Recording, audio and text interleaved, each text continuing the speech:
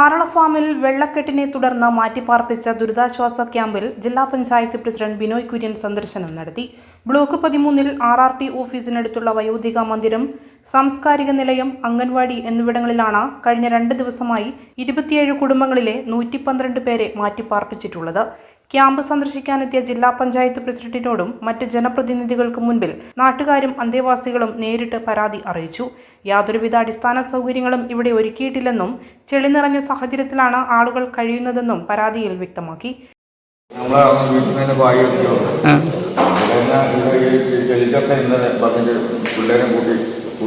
ചെറിയ കുഞ്ഞുങ്ങളെല്ലാം ഉണ്ടായിരുന്നു. എല്ലാത്തിനും കൂട്ടി ഞങ്ങൾ ഇവിടെ വന്നിട്ടുണ്ട്. അതിനകത്ത് പായി തലകാണിയൊന്നുമില്ല. നമ്മൾ ഇന്നലെ വീട്ടിൽ നിന്ന് കൊണ്ടുവന്നിട്ട് കിടന്നു. ഇവിടെ വന്നപ്പോൾ പറഞ്ഞു പായി തലകാണി എല്ലാം പറഞ്ഞിട്ട് നമ്മളൊന്നും തന്നിട്ടില്ല. നമ്മൾ വീട്ടിൽ നിന്ന് കൊണ്ടുവന്നു. നമ്മളിപ്പോ നമ്മളെ പിള്ളേരെല്ലാം ഞങ്ങൾ വീട്ടിൽ കൊണ്ടാക്കിച്ചാ വന്നു. ഇപ്പൊ ഇനി വൈകുന്നേരം വെള്ളം കയറുവാനും തന്നെ പിന്നെയും തിരിച്ച് ഇങ്ങോട്ട് തന്നെ പറഞ്ഞു അവരാണ് കൊണ്ടുവരും. പക്ഷെ ഇവിടെ വന്നാലും നമ്മൾ കിടക്കാനുള്ള ഇതില്ലല്ലോ. രാത്രിക്ക് ഇവിടെ കിടക്കാനും തന്നെ പായില്ല.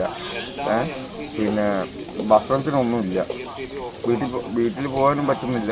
അതുകൊണ്ട് നമുക്കിവിടെ ഭക്ഷണത്തിന് എന്തെങ്കിലും ആക്കി തരണം. പിന്നെ പായി ഇത് കൊണ്ടുതരണം.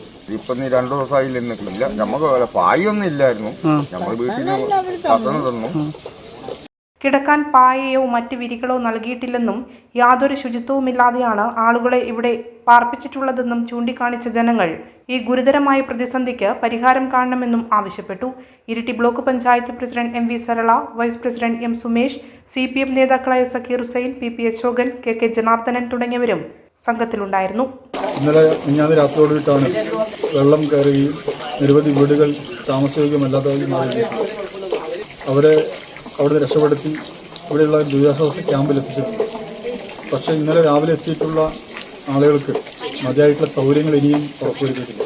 ഇന്നലെ രാത്രിയെല്ലാം എല്ലാവർക്കും കിടക്കാനുള്ള പായോ അതുപോലെ തന്നെ ബെഡ്ഷീറ്റ് ഉൾപ്പെടെയുള്ള സൗകര്യങ്ങൾ എത്തിച്ചു കൊടുക്കുന്നതിൽ പരിമിതി ഉണ്ടായിട്ടുമെന്നാണ് മനസ്സിലാക്കുന്നത്.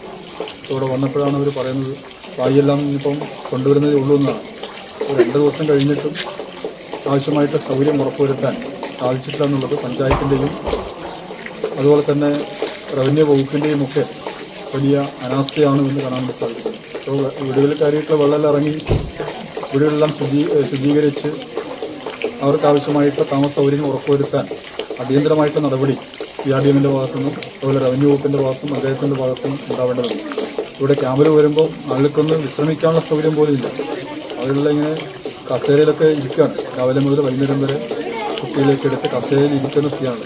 അവർക്കൊന്ന് നടുവ് നിവർത്തി കിടക്കാനുള്ള ഒരു സൗകര്യം പോലും ഒരുക്കാൻ സാധിച്ചിട്ടില്ല എന്നുള്ളത് വളരെ വിഷമകരമായിട്ടുള്ള കാര്യമാണ്. നമുക്കറിയാം ആദ്യമായിട്ടൊന്നുള്ള ഇവിടെ ക്യാമ്പുകളൊക്കെ നടത്തുന്നത് കഴിഞ്ഞ സർക്കാരിൻ്റെ കാലത്തൊക്കെ വളരെ മതപരമായ നിലയിൽ പരാതിക്ക് ഇടയില്ലാത്ത നിലയിൽ എല്ലാ സൗകര്യങ്ങളും ഉറപ്പുവരുത്തിക്കൊണ്ട് പോയതാണ്.